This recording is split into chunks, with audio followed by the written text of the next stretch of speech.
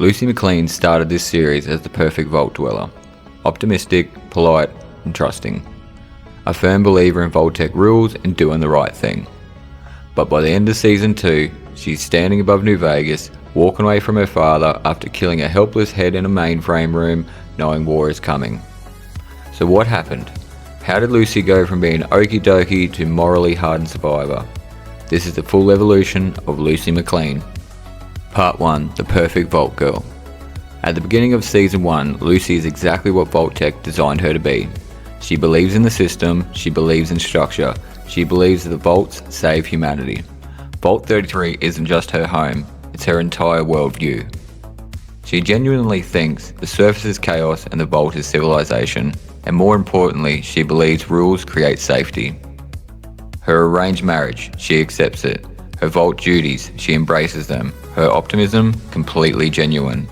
Lucy doesn't question authority because she doesn't think she needs to. And that's the key. She hasn't been tested yet. Part 2. The Wasteland breaks the illusion. The moment Lucy steps into the Wasteland, everything changes. The surface isn't just dangerous, it's morally confusing.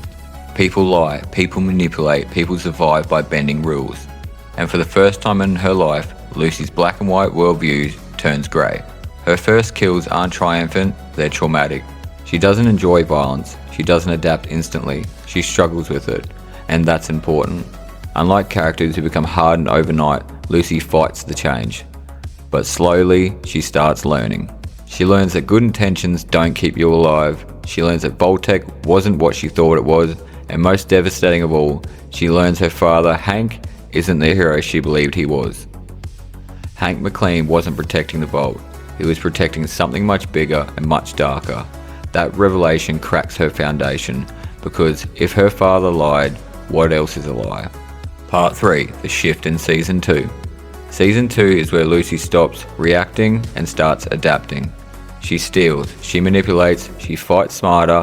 When she punches the Ghoul through the window using a power fist, that's not Lucy from episode 1. The Ghoul become an accidental mentor figure in a strange way. He's cynical, brutal, but survival first. And while Lucy doesn't become him, she learns from him. She starts thinking strategically. You can see it in the way she handles Hank later in the season. And for a moment, it looks like she's failing for his manipulation again, riding around in golf carts, listening to his reasoning. But she flips it. Now that's growth. Season 1 Lucy would have believed him. Season 2 Lucy tests him. She plays it long enough to strike back. And that's a massive evolution. Part 4. The Moral Breaking Point. One of the biggest moments in her evolution happens in the mainframe room. Lucy finds the head connected to the system. The head just keeps saying, "Kill me."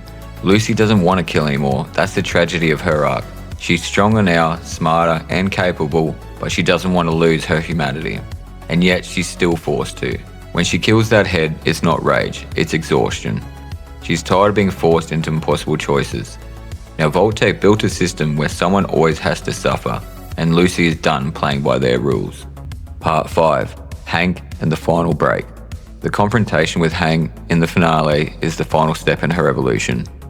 He tries to manipulate her again, he tries to justify everything.